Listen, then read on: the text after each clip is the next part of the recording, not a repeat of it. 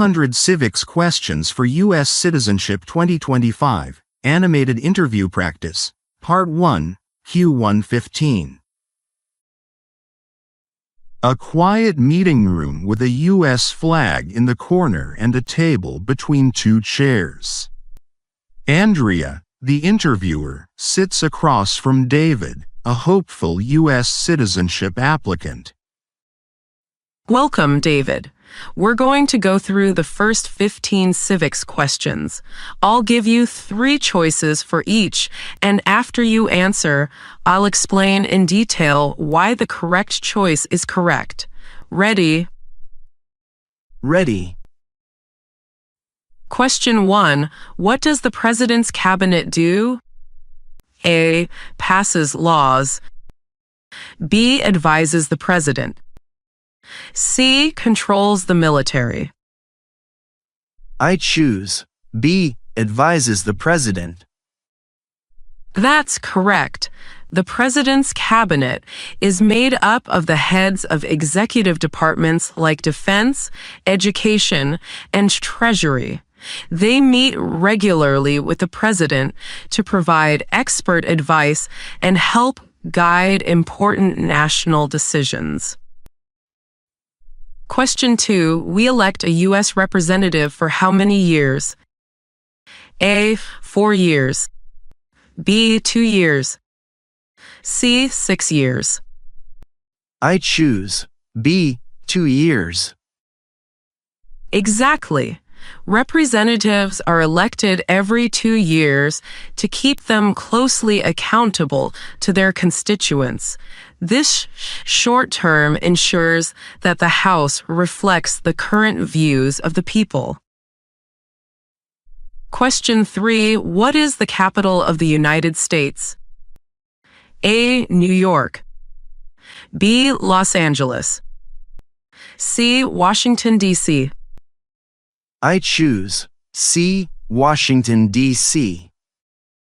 Correct. Washington, D.C. was chosen as a neutral location between northern and southern states.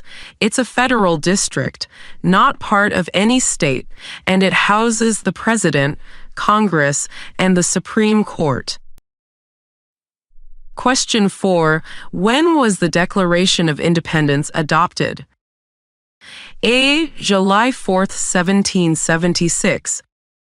B. June 14, 1776. C. July 4, 1787. I choose A. July 4th, 1776. Yes, that's the historic date when the 13 colonies officially declared their independence from Britain. It marks the birth of the United States and is celebrated every year as Independence Day. Question 5. What do we show loyalty to when we say the Pledge of Allegiance? A. The U.S. Constitution. B. The United States. C. The American people. I choose B. The United States. Correct. The Pledge of Allegiance is a promise of loyalty to the United States and the values it represents: unity, liberty, and justice for all. Question 6. How old do citizens have to be to vote for president? A. 21 and older. B. 18 and older. C. 16 and older. I choose B. 18 and older. Right. The 26th Amendment, ratified in 1971, lowered the voting age from 21 to 18 to give more young Americans a voice in their government, especially during the Vietnam War. Question 7. What do we call the first 10 amendments to the Constitution? A. The Bill of Rights. B. The Constitution. C. The Articles of Confederation. I choose A. the Bill of Rights. That's right. These 10 amendments were added in 1791 to protect individual freedoms like speech, religion, and the right to a fair trial, rights that many colonists demanded after experiencing British oppression. Question 8. Who lived in America before the Europeans arrived? A. African slaves. B. European settlers. C. Native Americans. I choose C. Native Americans. Exactly. Native Americans were the original inhabitants of the land.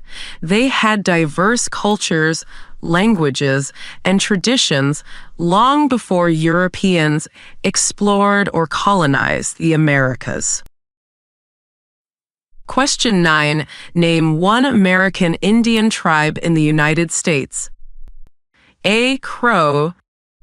B. Inuit. C. Mayan. I choose A. Crow. Correct. The Crow are a federally recognized tribe, mainly located in Montana. They are one of many tribes with deep historical and cultural roots in the U.S. Question 10. What stops one branch of government from becoming too powerful? A. Political parties. B. The Constitution. C. Checks and balances. I choose C. Checks and balances. That's right. The U.S. government is structured with a system of checks and balances to prevent any one branch, executive, legislative, or judicial, from dominating the others. Question 11. What are the two major political parties in the United States? A. Green and Libertarian. B. Democratic and Republican.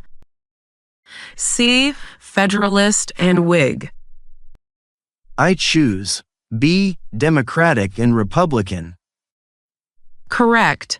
These are the two dominant political parties in the U.S., representing different ideologies and policy goals.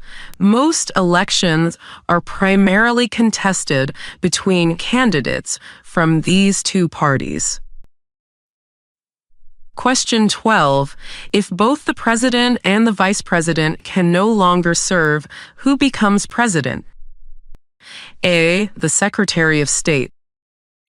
B. The Speaker of the House. C. The Chief Justice. I choose B. The Speaker of the House. That's exactly right. According to the Presidential Succession Act, the Speaker is third in line for the presidency if the President and Vice President cannot serve. Question 13. The House of Representatives has how many voting members? A. 435. B. 100. C. 50. I choose A. 435. Yes. The number of representatives is fixed at 435 and is divided among the states based on population size, with each state guaranteed at least one representative. Question 14. Who is Commander-in-Chief of the U.S. military? A. The Secretary of Defense. B. The President. C. Congress. I choose B. The President. Correct. The President has the constitutional authority to lead the armed forces. However, large-scale military actions usually require congressional approval. Question 15. Name one right only for United States citizens. A. Run for any elected office. B. Vote in a federal election. C. Own property. I choose B. Vote in a federal election. That's right. Voting in federal elections, like those for president or Congress, is a right exclusively held by U.S. citizens. It's one of the most important ways citizens participate in democracy. Great work, David.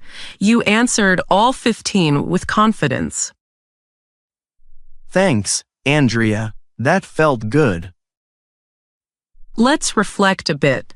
After an interview, it's helpful to self-assess. Ask yourself, did I answer clearly? Did I understand every question? Were there any topics I struggled with? I hesitated a little on one or two, but overall I felt prepared. That's a good sign. It's normal to have a couple of tough moments, but what matters is showing you've studied and you understand U.S. civics. Also, remember, during the real interview, you only need to get 6 out of 10 correct to pass this portion. I'll keep reviewing, especially the questions I had to think hard about. That's the right approach. You're doing great. Let's keep going next time with the next set of questions.